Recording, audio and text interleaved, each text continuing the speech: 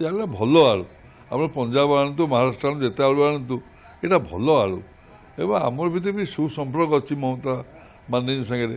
କାହିଁକି ସମ୍ପର୍କ ନଷ୍ଟ ହେବାକୁ ଯିବ? ସେମାନେ ଭଲ ଲୋକ, ଓଡ଼ିଶାକୁ ଭଲ ପାଆନ୍ତି, ଓଡ଼ିଶାର ଲୋକ ବି ତାଙ୍କୁ ଭଲ ପାଆନ୍ତି।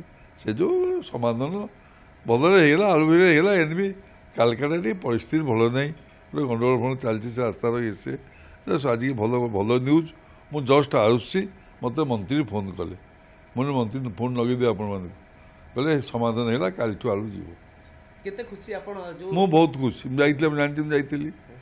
আমাকে বেচা ফোন করলো, হ্যাঁ বললো সব আমি বেচা কালকে বলছিলাম, বেচা আসছিল, বলে ফাইনাল হয়ে গেল, আজ কালকে আলু ছাড়ব বলছে। তাহলে সব ওড়িশাবাসী মধ্যে বহুত খুশি হবে। নিশ্চয় ବହୁତ ଖୁସି। ଆପଣ ଜାଣିଲେ ବହୁତ ଖୁସି ମୁଁ ଯାଇଥିଲି କାହିଁକି? ସେ ଯେଉଁ ଆପଣମାନେ ଜାଣିଛନ୍ତି ମୁଁ ଯାଇଥିଲି, ଭଲ ଜିନିଷ, ଭଲ କଥା, ଭଲ କାମ। ଆଗକୁ କେମିତି ସୁସମ୍ପର୍କ ରହିବ ସେ ବିଷୟରେ ଯେମିତି ସମ୍ପର୍କ ରହିଛି, କାହିଁକିନା ବଙ୍ଗଳା ଓଡ଼ିଶା ଓଡ଼ିଆ କେବେ ପିଟାପିଟି ହେଇଛନ୍ତି? ସବୁବେଳେ ବନ୍ଧୁତ୍ୱ ହିତ ଅଛନ୍ତି, କେବେ ପିଟିବେ ନାହିଁ।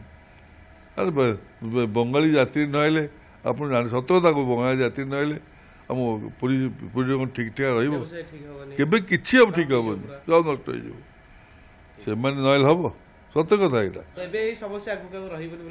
ବହୁତ କେବେ ରହିବ? ସେଇ ଯିବେ। ମୁଁ ସହିପାରିଲି, ମିଲି ତ ଯାଇଥିଲି। ମୁଁ ଯେଉଁ ଯାଇଥିଲି ଆପଣମାନେ ଏଇଟା ଜାଣିଛନ୍ତି କହୁନାହାନ୍ତି?